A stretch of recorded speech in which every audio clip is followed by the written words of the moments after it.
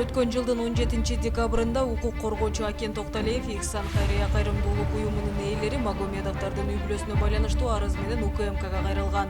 Мындан максат Магомедовдор жөнүндөгү интернеттеги жалганчылыкка байланыштырган маалыматтардын чын төгүнүнө айкындык киргизүү болгон.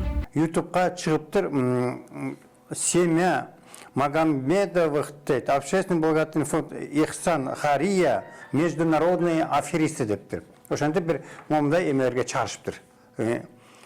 Ар кимдер мынтип ушул дагестандыктар келип алып Кыргызстанга дейт.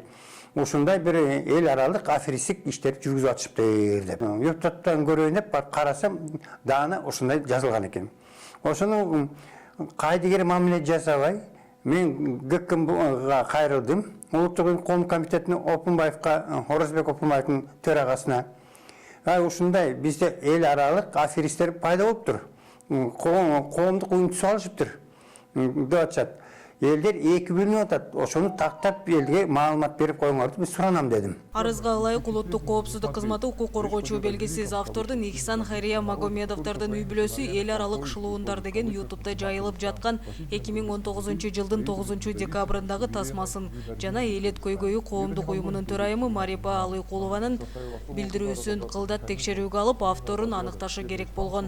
Общественного благотворительного фонда Ихсан Хария, которым руководил сам, а с недавних пор передал своему сыну, который продолжил преступную династию своего отца, продолжительное время присваивал, отбирал, шантажировал, вымогал деньги меценатов и инвесторов. Приведем несколько примеров, по которым имеются уголовные дела, множество пострадавших граждан КР и иностранцев, а главное имидж кыргызского и даргинского народов. Арыз кылмыштардын жана жоруктардын реестрине 28 декабрда 03-825-29-00-01-89 номери менен каттоого алынган. Бирок УКМК окуя боюнча фактылар аныкталбаса, Токталиевдин өзүнө кылмыш ишин козгой тургандыктарын айтып, арызды кароодон баш тартышкан.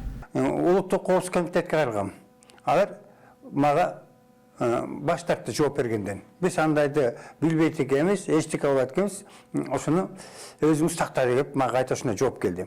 Жогорудагы жагдайлардан улам укук коргоочу улуттук коопсуздук боюнча жеткиликтүү иш алып бара албай жатат деген жүйөө менен УКМКнын төрагасы Орозбек Опунбаевди сотко бере тургандыгын айтты. Видиктерин көрсөтүп бердим. Ошо менен козгол иштегиле деп атам дедим. Булар иштегизи келбей эле аттай кайта мен ойлодум, Опунбаев, Орозбек бул коомчулуктан жашырып атат. Ошону жашырып атат деп мен уларды сотко берейин деп атам. Ачын чаргы деп. УКМКнын басма сөз катчысы Рахат Сулайманов менен байланышканыбызда бул маселе тууралуу тактап берүүнү убада кылып, бирок андан кийин байланышка чыккан жок.